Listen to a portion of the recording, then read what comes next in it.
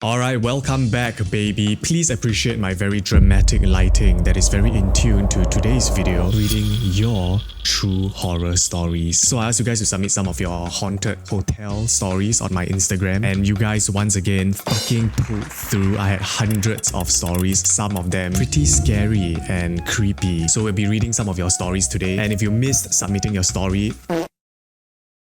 too bad. Why? Because you probably weren't following me on Instagram. So follow me on Instagram, please. This first story is by Salted Popcorn. I prefer sweet. Hi Sushii. Already the first mistake. What, guys, what did I tell y'all? Don't call me Koko. It sounds so weird. Only I can call other people Koko, like Richard Tan Koko, that singing property agent. But don't call me Koko. It's not supposed to be endeared. I don't like it. Do I have to remind you guys of the rules here in this channel? The word Koko is banned. It's a bannable offense, okay? Yes, we are in Singapore. We take things very strict and serious over here. We have many laws, okay? And one of the latest law in Singapore, if you didn't know, is that you shall not call me Sushii Koko. It's a fact. You will actually get prosecuted if you're ever in Singapore and you mention the word Sushii Koko. Like the police will immediately bust down your door, I promise you. This story takes place at a 5-star hotel in Singapore, where I was an intern in the pastry department, not a guest. I was 18 back then. During my 6-month internship, I developed a habit of arriving early, usually 15 to 30 minutes before my shift started. That's a very good habit, well done. One morning it was raining heavily. I was near the walk-in freezer, checking the stock, when I noticed another student in our uniform ahead of me walking into the chiller. I was happy to see that someone else was as early as I was, so I quickly followed her inside. What was your plan of action again? Why do you want to follow a random student into the freezer? Did you have any suspicious plans with her? But when I entered the chiller, there was no one there. I noticed another door leading into the freezer, so I walked through it. Again, no one. At that moment, I was stunned because I knew there was only one entrance and exit to the area. This wasn't a one-time occurrence. Later that afternoon, I saw the same girl walking into the chiller again. This time, I was sure I was fully awake and paying attention. I followed her, only for the same thing to happen. She was nowhere to be found. From that day on, the walk-in chiller always gave me an eerie feeling. Sounds like a cheeky ghost to me. Maybe she just wanted to hook up with you, or make out with you. Or maybe she was actually looking for your classmate, for your colleague, but you kept interrupting her, Maybe you kept interrupting the ghost. She probably wanted to make out with someone else. That's why whenever you walked in, she just disappeared. She's like, this dude again, salted popcorn. I don't want you.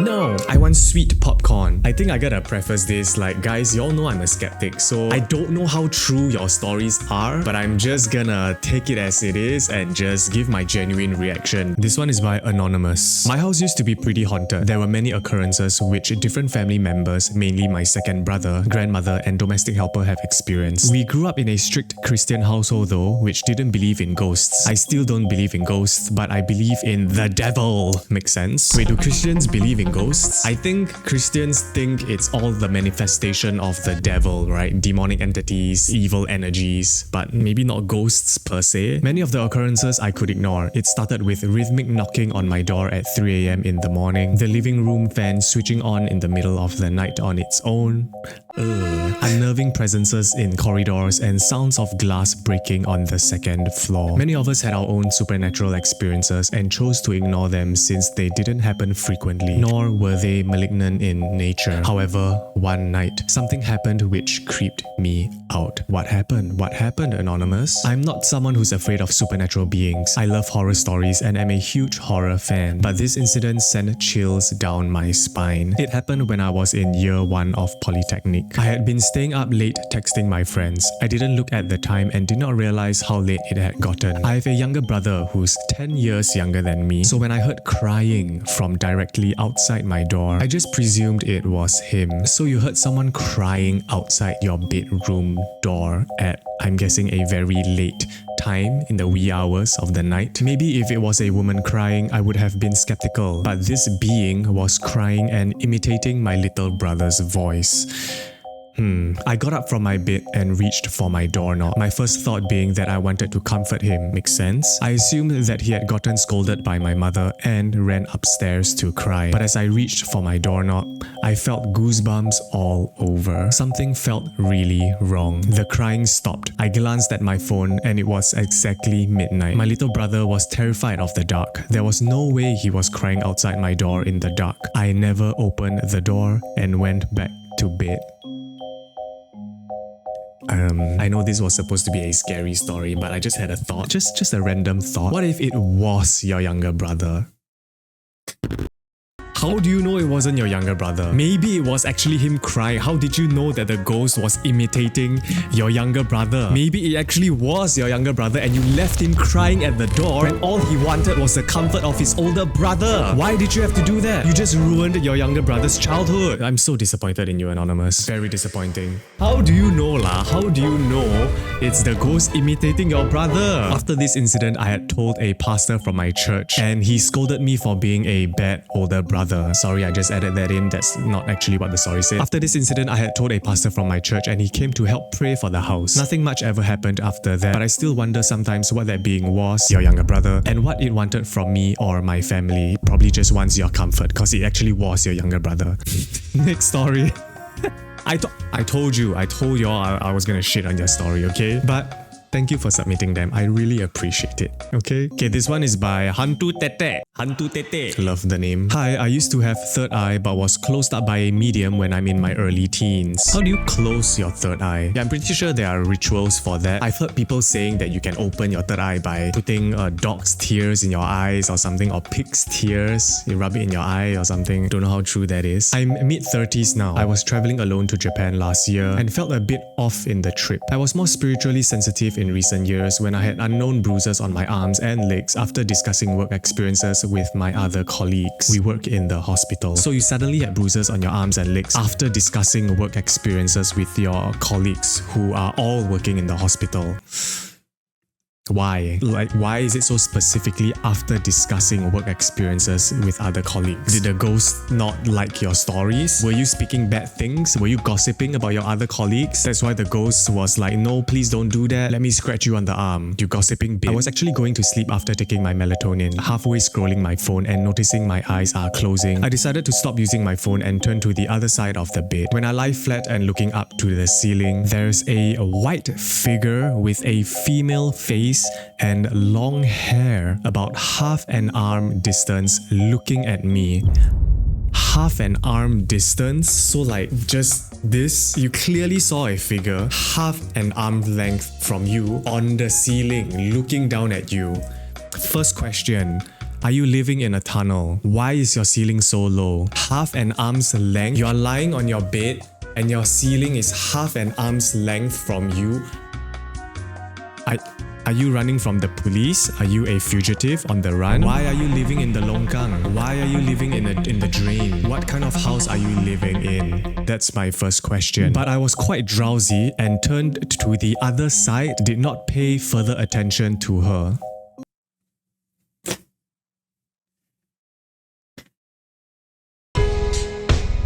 I call bullshit on this story. Hantu Tetek, I'm sorry. I think you're bullshitting. If in the odd chance that you are living in a drainage system with a ceiling just half a length from you, if that's even possible, and you see a ghost this distance from you, this distance, you dare ignore it and just flip the other side and continue sleeping?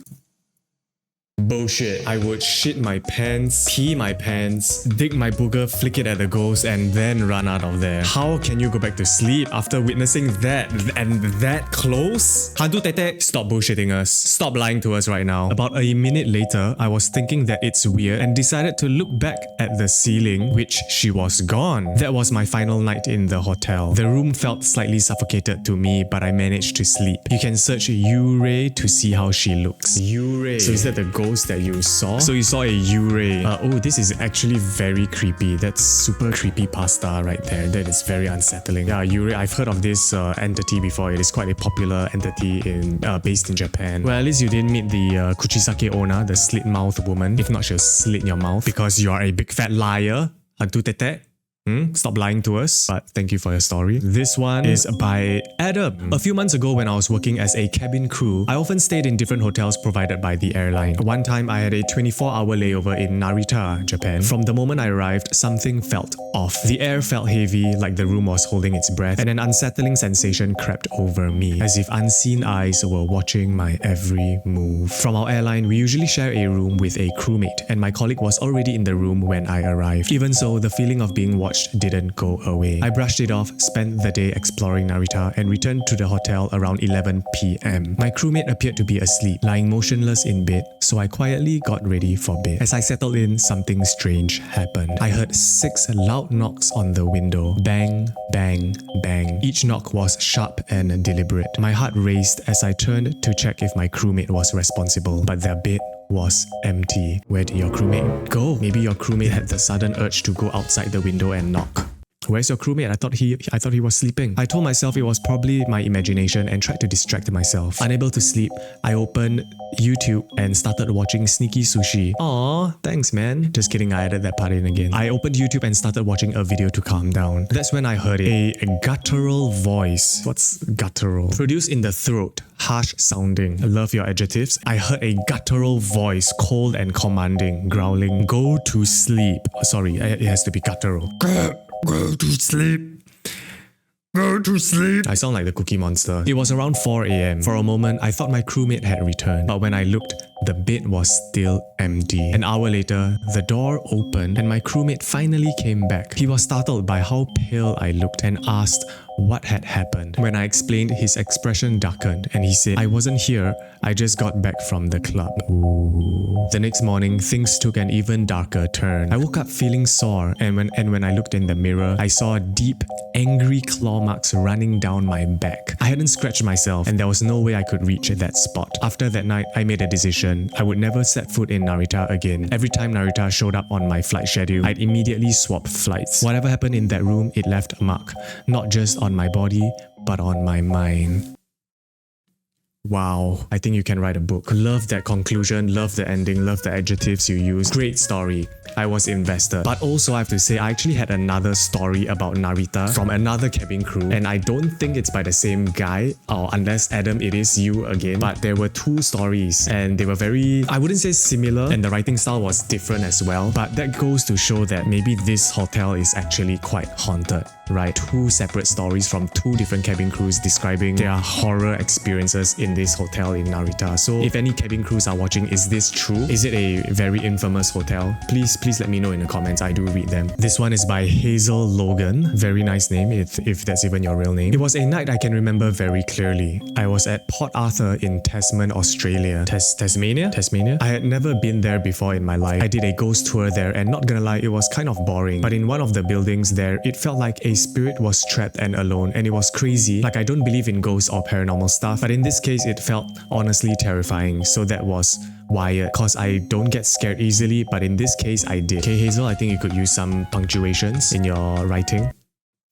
As the tour guide was explaining, I kept on looking around at the features in the room. But as I turned my head, I saw a little girl standing there. So I thought, oh yay, a fucking 6-year-old kid is on this tour. So you are in a ghost tour in Tasmania, Australia. While in the experience of the ghost tour, you saw a 6-year-old girl in the tour group with you. But as I looked a bit more closely, I see that this kid was not a kid at all. She had a grin on her face, and then I saw she was holding something. What was she holding, Hazel Logan? She was holding a fucking Bible. Not dissing God. But then I looked away as the tour guide was saying that a little girl died here and a priest was using God's name to save her, but it didn't work out for her. So yeah, you probably saw that little girl in that house and she was holding a Bible. Oh wow, what a badass ghost, huh? She's like, fuck your God. She's just holding the Bible, desecrating it. So as the tour kept on going on, I kept on hearing little feet walking along, following me in each part of the night. After the tour was over, I got dressed into my PJs thinking about the little girl. I told my family about this little girl, and then my brother said, when the tour guide was explaining the whole story about the girl, I looked over at you and you looked like something was possessing you, and it was like you was locked in at looking on the floor. So I told him, I don't remember looking at the floor. So I explained that I kept on getting headaches in the tour, but my mom was like, it's fine, you're fine. If something tries to hurt you, I will make it regret its decision.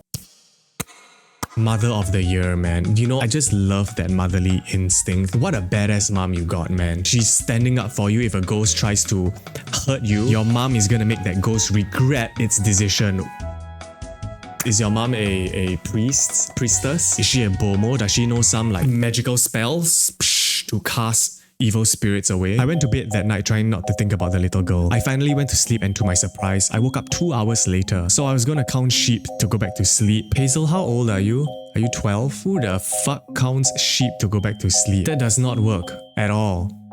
I was gonna count sheep to go back to sleep, but the place we were staying at had a kids' playground in the backyard. So all night I kept on hearing giggles and swinging on the playground. And then I went to sleep and woke up very sick. So that was my ghost encounter. I mean, you kinda... I don't wanna say you deserved it, but you went looking for ghosts, right? You went on a ghost tour, Hazel. What did you expect? I think anyone that goes on a haunted tour or ghost tour, you're already putting yourself in that position. What do you expect? In fact, were you happy that this happened? Because people who go to ghost tours, they are very enthusiastic about about spirits and ghosts. So I'm sure if anything happened to them, they would be like, oh my god, it's finally happening to me. Oh my god, I'm ready. Get ready to take a selfie with the Pontianak. Yay! Nazim.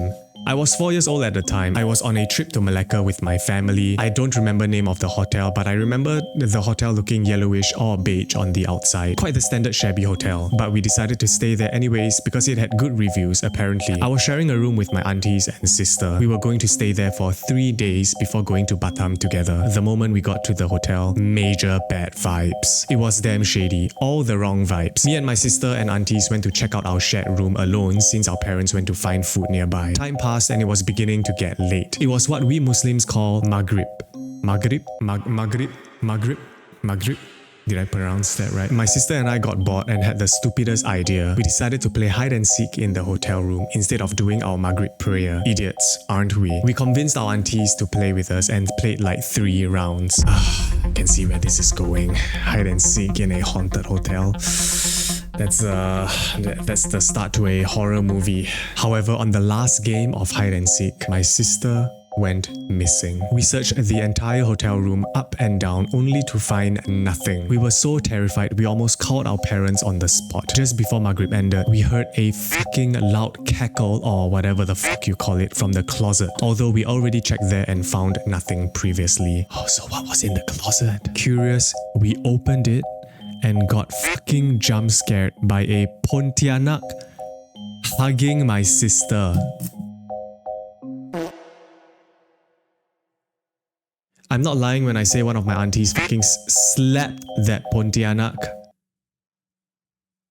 and screamed prayers. Look, it just suddenly turned into a comedy story. I was so invested at the start. I'm sorry Nazim, but just the image of a Pontianak hugging your sister and then your auntie just running over and like slapping it, that's just so funny. A Pontianak hugging your sister. You actually, wow man, that's a very loving Pontianak. Maybe you finally stumbled upon a good-hearted Pontianak. Huh? It was just hugging your sister endearingly, you know, just chilling with your sister. But then your auntie had to come over and ruin that beautiful moment by slapping it on the head like, boop. What are you doing to my nephew? I don't know why that accent came out. Thank you for that comedy story, Nazim. That was a nice story. This story is by Sushii. Okay, my own shadow just scared me. Look. Oh my god, there's a ghost in my room. There's a shadow right here.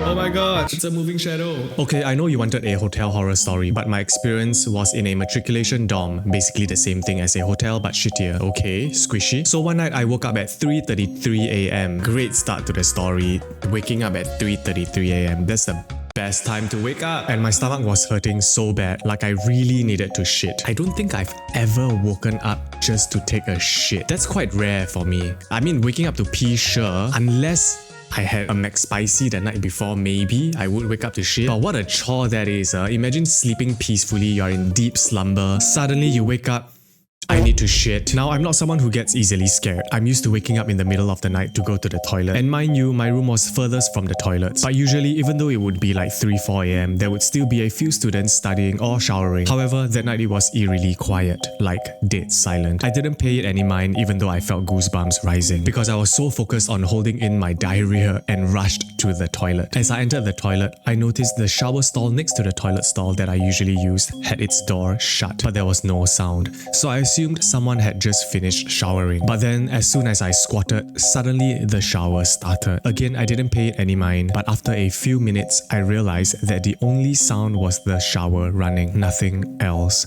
No feet shuffling, no sound of sponge to skin rubbing. In fact, there wasn't even the sound of water splashing everywhere, like the sound if a body was under the shower. Just the sound of water from the shower going straight down. Who turned on the shower? Why is it suddenly running? Oh my gosh, did you manage to finish shitting? At that time, I really started to shit myself, literally. Like imagine, I had to take my time to get all the shit out of me, but at the same time, I want to get out of there as soon as I can. But suddenly, I hear a girl crying from the shower stall. Right next to your stall, right next to your cubicle, you heard a girl crying under the shower.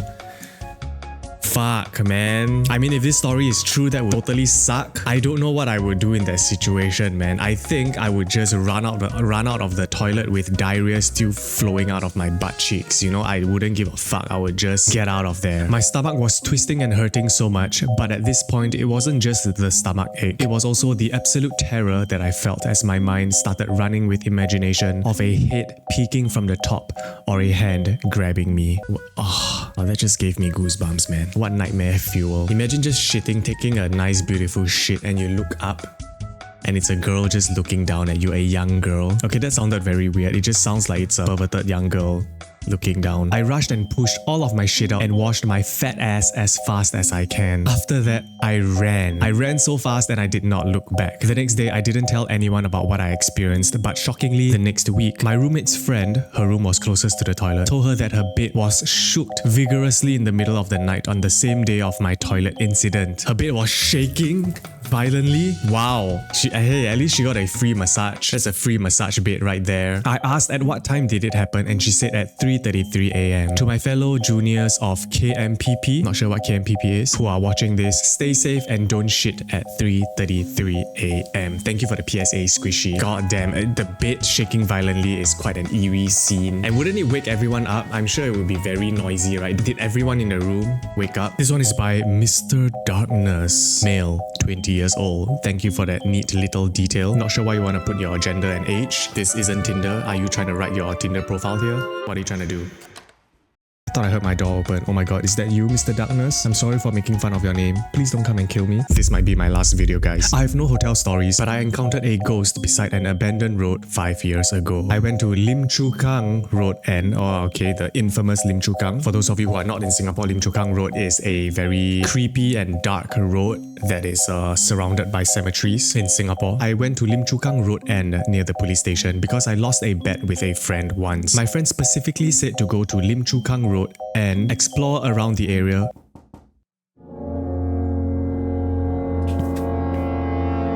I keep hearing something like at my main door, but it's probably just my neighbors walking around. Either that or there's a killer in my house right now. Help me. My friend specifically said to go to Lim Chu Kang Road and explore around the area for 4 hours from 9 PM to 1 AM. As he said, it was supposedly haunted. Wait. You made a bet with your friend? What kind of fucking bet is that? The loser has to go to Lim Chu Kang for 4 hours? What are you betting on? That's a long time. That's a long ass period. And why did you even agree to this bet? The loser has to go to Lim Chu Kang for 4 hours. Are y'all that free to be making this kind of bet? I don't know, it just sounds so ridiculous to me. What kind of bet is that? I'm mortified that you accepted that bet and lost. I took bus 975 and it was so damn shaky sia, as if the bus running over dead bodies. At around 12:30 at midnight, I passed by Lim Chu Kang Lane 6D. I saw an unusual pattern etched on the grass beside the road, which was roughly 50 meters in front of me. Curiosity killed the cat, and I wanted to investigate as I was deeply inspired by the Detective Conan mangas I used to read. Okay. The spot had a ritual-like pattern on the ground with the Quran on the middle of it and candle animals. So it's like a little ritual. I turned my head towards the bushes and I was horrified when I saw a Pontianak that looked like 60 plus women under a banana tree. Wait, 60 plus number of women under a banana tree, or a woman that looks 60 plus years old? Because if you saw 60 women under a banana tree, that's a sight to behold, man. What are 60 women doing under a banana tree? What are they doing? Are they having a party? Like, why are so many women under the banana tree? So I'm guessing you're talking about 60 plus years old woman. I probably shit my pants 3 times and ran until I saw the bus stop. So you counted and remembered that you shat yourself 3 separate times. Like, oops, that's 1. Keep running. Oh shit, oh shit. 2. And then continue running and oh shit, third time. Third time's the charm. I probably shit my pants 3 times and ran until I saw the bus stop. Just nice the bus came and I told all my friends what I just saw. They said I was delusional and was just a pussy when I saw the ghost. That is why I never bet with my friends ever again. Thank you, Mr. Darkness Male 20, for this story. And that's it for today's video. Thank you so much, guys, for submitting the stories. I have to say they were largely entertaining. They were more entertaining than scary this time, which I kind of like. Some of them were scary. I'm very intrigued by the Narita airport one. So any cabin crews, like, please let me know, is it a famous story? Is it infamous? Is Narita airport's hotel like actually haunted? So let me know, and thank you guys for watching. I hope you guys enjoyed this video. Bye!